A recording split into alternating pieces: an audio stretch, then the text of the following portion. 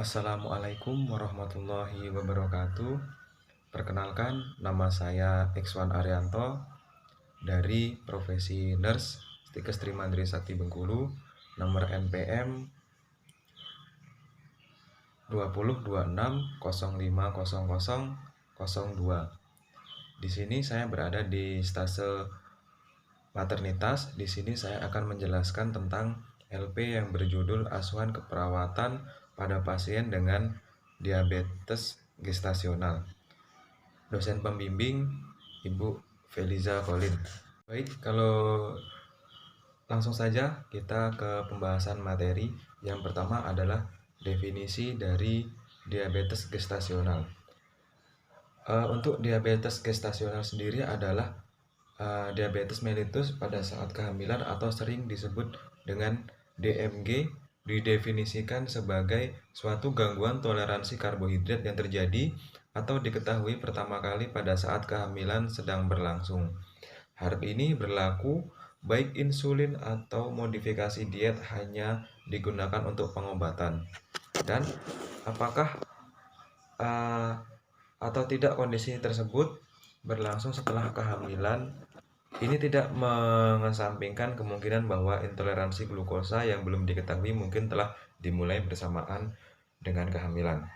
Untuk penyebabnya sendiri, Untuk penyebab dari DM gestasional yang pertama adalah resiko tinggi pada pasien yang terkena DM gestasional. Yang pertama, umur lebih dari 30 tahun. Yang kedua, obesitas dengan indeks massa tubuh 30 kg per mili. Yang ketiga, riwayat DM pada keluarga, baik dari ibu atau ayah. Yang keempat, pernah menderita DM gestasional sebelumnya. Yang kelima, pernah melahirkan anak besar atau lebih dari 4.000 gram. Lalu, adanya glukosuria. Untuk selanjutnya adalah klasifikasi dari DM gestasional. Jadi di sini klasifikasinya dibagi menjadi 3. Menurut Paike, klasifikasi 1 yaitu gestasional diabetes, yaitu diabetes yang timbul pada waktu hamil dan menghilang setelah melahirkan. Klasifikasi kedua, pregestasional diabetes, yaitu diabetes mulai sejak sebelum hamil dan berlanjut setelah hamil. Klasifikasi ketiga, pregestasional diabetes yang disertai dengan komplikasi penyakit pembuluh darah seperti retinopati, komplikasi penyakit pembuluh darah seperti nefropati, penyakit pembuluh darah panggul, dan pembuluh darah perifer. 90% dari wanita hamil yang menderita diabetes termasuk ke dalam kategori DM gestasional tipe 2. Untuk manifestasi klinisnya ada 8. Yang pertama, poliuri atau banyak kencing. Yang kedua, polidipsi atau banyak minum. Yang ketiga, polipagi atau banyak makan. Yang keempat, penurunan berat badan. Kelima, kesemutan atau gatal. Yang keenam, pandangan kabur. Yang ketujuh, pruritus vulvae pada wanita. Dan yang kedelapan, lemas, mudah lelah, dan tenaganya berkurang. Untuk patofisiologisnya, pada DMG selain perubahan-perubahan fisiologis tersebut, akan terjadi suatu keadaan di mana jumlah atau fungsi insulin menjadi tidak optimal. Terjadi perubahan kinetika insulin dan resistensi terhadap efek insulin. Akibatnya, komposisi sumber energi dalam plasma ibu bertambah atau kadar gula darah tinggi, kadar insulin tetap tinggi juga. Melalui difusi terfasilitasi dalam membran plasenta, di mana sirkulasi janin juga ikut terjadi komposisi sumber energi abnormal, yang menyebabkan kemungkinan terjadi berbagai komplikasi. Selain itu terjadi juga hiperinsulinemia, sehingga janin juga mengalami gangguan metabolik atau hipoglikemia, hipomagnesemia, hipoklasemia, hiperbilirubinemia, dan sebagainya. Untuk pathway-nya,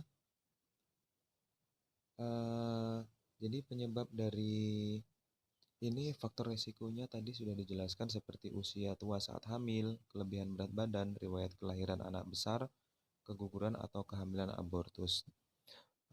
Faktor predisposisinya adalah ada riwayat DM dalam keluarga dan riwayat DM pada kehamilan sebelumnya yang menyebabkan pada saat proses kehamilan menyebabkan metabolismenya meningkat, produksi insulin ibu meningkat, dan menyebabkan DM gestasional. Dari DM gestasional ini bisa menyebabkan kadar gula darah meningkat, dan polidispepsia, poliari, dan polipagi. Kemudian menyebabkan bila personal hygiene kurang bisa menyebabkan risiko infeksi. Kemudian dari DM gestasional tadi bisa menyebabkan difusi terfasilitasi dalam plasenta yang menyebabkan hipoglikemia, hipotalaksemia, dan menyebabkan masalah keperawatan keletihan. Untuk selanjutnya, dari hipoglikemia tadi itu menyebabkan produksi insulin pada janin ikut meningkat, sehingga menyebabkan bayi hipoglikemi dan timbullah masalah resiko ketidakstabilan kadar glukosa darah.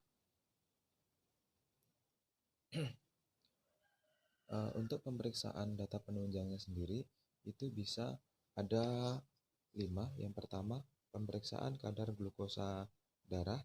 Kedua, tes toleransi glukosa oral. Ketiga, pemeriksaan kadar AIC. Yang keempat, pemeriksaan glukosa urin. Dan yang kelima, pemeriksaan benda keton. Untuk intervensi diagnosa yang mungkin muncul itu ada 3 yang saya ambil. Yang pertama, ketidakstabilan kadar glukosa darah berhubungan dengan resistensi insulin yang ditandai dengan kadar glukosa dalam darah tinggi. Yang kedua, keletihan berhubungan dengan kondisi fisiologis, kehamilan yang dibuktikan tampak lesu. Dan yang ketiga, resiko infeksi yang dibuktikan dengan penyakit kronis. Intervensi dari diagnosa yang pertama, ketidakstabilan kadar glukosa darah, yaitu bisa dilakukan. Untuk intervensi ketidakstabilan kadar glukosa darah, yang pertama bisa mengidentifikasi kemungkinan penyebab hiperglikemi dan memonitor kadar glukosa darah. Terapeutiknya bisa memberikan asupan cairan oral dan konsultasikan dengan medis jika tanda dan gejala hiperglikemia tetap ada atau memburuk pada pasien. Yang ketiga, kita bisa melakukan edukasi, yaitu menganjurkan memonitor kadar glukosa secara mandiri dan mengajarkan indikasi dan pentingnya pengujian keton. Kemudian kolaborasi, kita berkolaborasi dalam pemberian insulin sesuai kebutuhan pasien. Yang kedua, intervensi keletihan. Untuk intervensi keletihan kita bisa mengambil manajemen energi. Tindakannya observasi, yaitu mengidentifikasi gangguan fungsi tubuh yang menyebabkan keletihan dan memonitor pola dan jam tidur. Yang kedua, terapeutik, lakukan latihan rentang gerak aktif atau pasif. Kemudian memberikan aktivitas distraksi yang menenangkan. Lalu bisa edukasinya, kita bisa menganjurkan melakukan aktivitas secara bertahap dan mengajarkan strategi coping untuk mengurangi kelelahan. Dan kita bisa berkolaborasi dengan ahli gizi tentang cara meningkatkan asupan makanan. Untuk intervensi resiko infeksi, kita bisa mengambil intervensi pencegahan infeksi, yaitu yang pertama mengobservasi, kita memonitor tanda dan gejala infeksi lokal dan sistemik. Lalu terapeutik, pertahankan teknik aseptik pada pasien yang berisiko. Dan untuk edukasi, kita bisa menganjurkan meningkatkan asupan nutrisi atau anjurkan meningkatkan asupan cairan. Baiklah, itu tadi penjelasan singkat dari saya tentang materi laporan pendahuluan dari diabetes mellitus gestasional pada stase keperawatan anak Nurse Tikes Trimandri Sakti Bengkulu 2021. Terima kasih. Wassalamualaikum warahmatullahi wabarakatuh.